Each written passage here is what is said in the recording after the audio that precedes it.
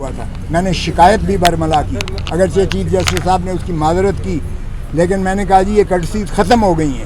ہم آپ کی عزت کرتے تھے, آپ کو ہمارا عزت بھی ملحوظ ہونی چاہیے. ہم پسینے سے شرابور ہو کر جو ہے یہاں 2 گھنٹے سے بیٹھے ہوئے ہیں, اور آپ نے جو ہے ٹائم دے کے ابھی نہیں آئے. اور پھر میں نے ان کو بتایا کہ خان صاحب کے ساتھ یہ ایڈیشنل سیشن جج جیل میں گیا ہے انسپیکشن کرنے کے لیے, اور اس نے لکھا ہے کہ خان کے کمرے کے باہر جو ہے وہ لگا ہوا تھا کیمرہ لگا ہوا تھا, جو ان کو نہانے کی جگہ اور جو ان کو انخلا کی جگہ تھی وہ کھلی تھی. یعنی شرمناک جو ہے, شرم آنی چاہیے ان کو کہ ایک کوئی بھی ہو, سابقہ وزیر اعظم ہو یا کوئی بھی پرزنر ہو, کیا اس کی آپ اس طرح سے پرائیویسی میں کیمرے نکال کے اس کو نہاتا دیکھیں, یا وہ اپنا انخلا کے لیے جائے اور آپ اس کی جو ہے اس طرح سے تصویریں کیمرے میں دیکھتے پھریں. یہ آج تک نہیں ہوتا دنیا میں, یہ ہو رہا ہے عمران خان کے ساتھ. اور پھر اس نے کہا کہ ایڈیشنل سیشن جج نے رپورٹ دی ہے جو میں نے آج پیش کی ہے اس عدالت میں, عدالت عالیہ میں, اور اس نے کہا ہے کہ انہوں نے مجھے شکایت کی, تنگی کی ساری. اب اندازہ کیجئے گا حکومت اس کو بیٹر کلاس دے رہی ہے. جو سزا ہے وہ سمپل امپریزنمنٹ ہے, مشقتی سزا نہیں ہے, سادہ سمپل امپریزنمنٹ ہے جو سزا دی ہے. اور اوپر تو رہا یہ کہ اس کو بیٹر کلاس دی ہے, اس لیے کہ وہ اسٹیٹس کے مطابق دیتے ہیں. وہ سابقہ وزیر اعظم ہے اور ایسی جگہ پہ اسے رکھا ہوا ہے اٹک جیل میں جو جانوروں لائق بھی نہیں ہے جہاں رکھا جائے. یہ جو ہے میں نے اس کو دی ہے, بتائی ہے اس کو. اور کل میں نے خان سے ملنا بھی ہے, اس لیے کہ ان کی طرف سے ایک ریکویسٹ آئی تھی کہ آپ ضرور پلیز ملیے گا. تو میں نے آج ان کو بتایا ہے, جو چیف صاحب نے اجازت تو دی ہے. آج جب شروعات ہوئی بحث کی تو وہ وکیل صاحب آ گئے ایک مدعی کی, پتہ نہیں اس کے لیے کون انتظار کر رہا تھا. مدعی کے وکیل صاحب وہ ہیں جو میرے شاگرد کے شاگرد ہیں, جو وزیر قانون کے, اور ماشاءاللہ وہ شروع دن سے, پہلے دن سے وہ وکیل ہیں مدعی کے, پہلے دن سے الیکشن کے سارے ٹرائل میں موجود ہیں. اور کہتے ہیں جی مجھے تیاری کے لیے وقت چاہیے. تو جج صاحب نے کہا بھائی تم تو خود بیچ میں رہے ہو, 2 ہفتے چاہیے مجھے.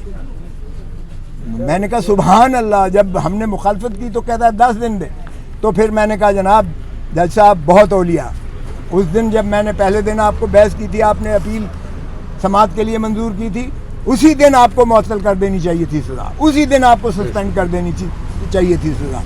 پھر بھی آپ نے باوجود نوٹس دیا شارٹ ڈیٹ کے لیے, اور وہ تب اس لیے نہ لگ سکا کہ آپ بوجہ علالت چیف جسٹس صاحب بیماری کی وجہ سے عدالت نہیں کر پا رہے تھے, جس وجہ سے تساہل ہو کر آج لگی تھی.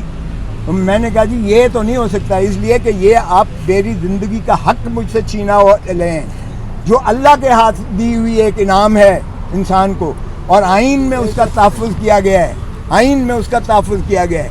اور یہ ہر دن, ہر لمحہ جو میرا گزر رہا ہے, یہ میری زندگی سے کاٹ رہے ہیں آپ, جس کا کسی دنیا میں کسی شخص کو, کسی عدالت کو اختیار نہیں ہے, کیونکہ یہ بنیادی حقوق سے متصادم ہے.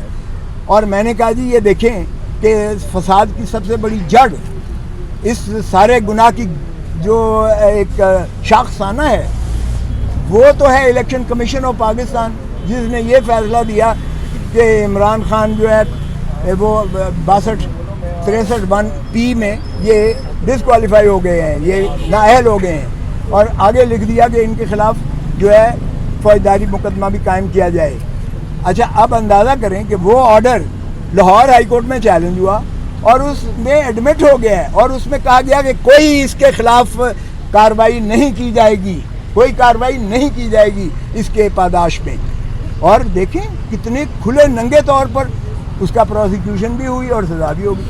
اور پھر میں نے کہا جی آپ جورسڈکشنل انکیپیسٹی ہے, اس عدالت کو اختیار ہی نہیں تھا ایڈیشنل سیشن جج کو یہ کیس سننے کا, اس لیے کہ سیکشن 193 CRPC کہتا ہے کہ کوئی سیشن کورٹ براہ راست کوئی کیس نہیں سن سکتا, وہ میجسٹریٹ کے پاس جاتا ہے, میجسٹریٹ ریفرل کرتا ہے 193 میں कोर्ट ऑफ सेशन अगर हो। और मैंने 2022 सुप्रीम कोर्ट मंथली रिव्यू का हवाला दिया एग्जैक्ट इसी नुक्ते पर उन्होंने सेशन के ऑर्डर को सेटिसाइड कर दिया, एग्जैक्ट इसी पर। तो फिर मैंने कहा जी ये तो सारा ट्रायल ही जो है गैर आईनी है और ये इसकी सज़ा जो है वो कलअदम है और ये नॉन एस्ट है।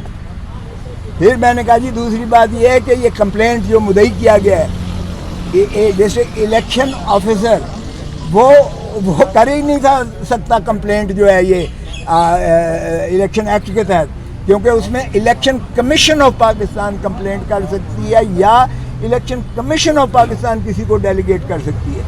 यहाँ सेक्रेटरी इलेक्शन कमीशन नहीं है सेक्रेटरी, वो एक मुलाजिम होता है, वो कंप्लेंट जो है कर रहा है, वो कैसे कर सकता है? ना उसको कोई डेलीगेशन है, सेक्रेटरी जो है वो डिस्ट्रिक्ट इलेक्शन ऑफिसर को दे रहा है और डिस्ट्रिक्ट इलेक्शन ऑफिसर भी जो है कंप्लेंट कर रहा है। तो ये कंप्लेंट ही जो है इनकॉम्पिटेंट है, ये नाकाबिल है, ये एक रद्दी का कागज़ का टुकड़ा है जिस पर कोई कार्रवाई नहीं हो सकती थी। और फिर मैंने कहा जी उसमें भी लिखा हुआ है 120 दिनों के जो डिक्लेरेशन जो फॉर्म, ये मुझे कोई तोशे खाने की सज़ा नहीं दी गई, ये सज़ा इस चीज़ की दी गई है कि आपने जो डिक्लेरेशन दिया है, हर एमएनए देता है, मैं खुद 10 साल देता रहा हूँ, 31 दिसंबर को देना पड़ता है और वो 30 जून पिछले साल का जो आपके महासल होते हैं, जो आपके एसेट्स एंड लाइबिलिटीज़ होती हैं, उसका आप एक गोशवारा देते हैं इलेक्शन कमीशन ऑफ पाकिस्तान। तो वो इलेक्शन कमीशन ऑफ पाकिस्तान के उस डिक्लेरेशन से 120 दिनों के अंदर जो है कंप्लेंट हो सकती है। यहाँ तो कई सालों के बाद कंप्लेंट हो रही है, तो ये ज़ायदुल मियाद भी है। तो मैंने कहा जी मेरिट को भूल जाएं, मेरिट भी अगर जाएंगे तो उसमें भी मैंने हर चीज़ एक्सप्लेन की हुई है, ढेले की इसमें कोई ऐसी ना तो ख़जाने का मामला इन्वॉल्व है। और फिर मैंने ख्वाजा आसिफ के सुप्रीम कोर्ट का हवाला दिया। ख्वाजा आसिफ जो बड़ा धनत्तर बनता है इस वक्त, वो मुलाजिम था यूएई में और हमा वक्त मुलाजिम था, फुल टाइम मुलाजिम था और तनख्वाह लेता था जब वो यहाँ डिफेंस मिनिस्टर भी था, जब फॉरेन मिनिस्टर भी था। और उसको जब नाअहल किया हाई कोर्ट ने, तो सुप्रीम कोर्ट ने ये कहकर उसको जो है कर दिया कि जी वो हर नाअहली, हर चीज़ की जो है इंदराज जिक्र न करना डिक्लेरेशन में, वो करप्शन नहीं होती है।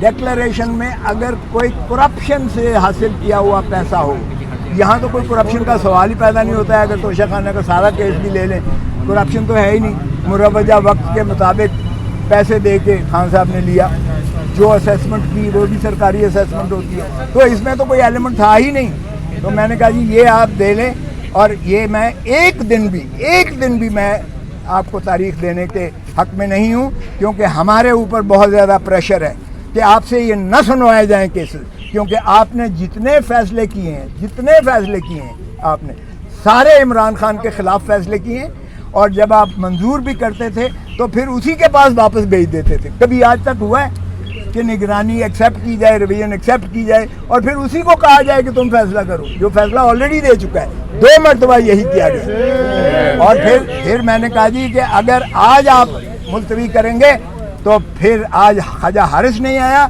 कल हो सकता है मैं भी ना आऊँ, क्योंकि हमारे ऊपर प्रेशर ये है कि आपसे ना सुनवाया जाए, और आप इसलिए के बायस्ड हैं। एक तरफ तो आप देखें कि जब इसकी डिफेंस इमरान खान की स्ट्राइक ऑफ की गई है, सफाई देने का मौका इसको बंद कर दिया गया है, और उसकी जब हमने नालिश की तो आपने नोटिस दिया, नोटिस दे के आपने प्रोसीडिंग स्टे क्यों नहीं की? अब क्या होगा? वो रिवीजन पेंडिंग यहाँ पड़ी हुई है, तो क्या रिवीजन उसका क्या अचार बनाएंगे?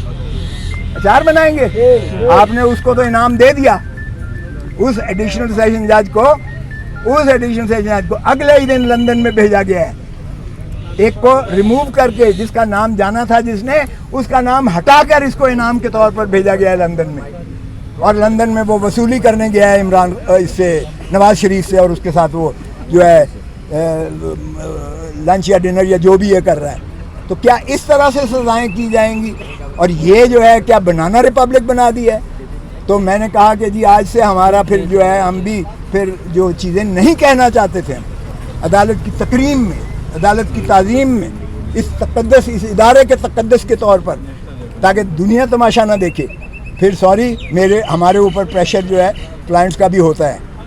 آج ہی آپ فیصلہ کریں, بھلے میں یہ نہیں کہہ رہا میرے حق میں کریں, جو کرنا ہے آج آپ کریں. اور 6 مہینے تو صدر نے 14 اگست کو معافی دے دی. ٹھیک ہے, 3 سال ساری سزا ہے. سپریم کورٹ کے بے بہا فیصلے ہیں کہ یہ شارٹ سینٹینس ہے, اور اس میں سزا جو ہے ہمیشہ انویریبلی ہوئی ہے. اور وہ جو ہے پھر بھی اس کو 2 دن دے دیے, 2 دن دیے, تو پھر دیکھیں گے کہ انشاءاللہ کیا ہوتا ہے. لیکن اب عامر فاروق صاحب اس لیے سن نہیں سکتے یہ کیس, کیونکہ ان کے جتنے فیصلے ہیں وہ انہی کے فیصلوں کی وجہ سے اس نے سزا کیا.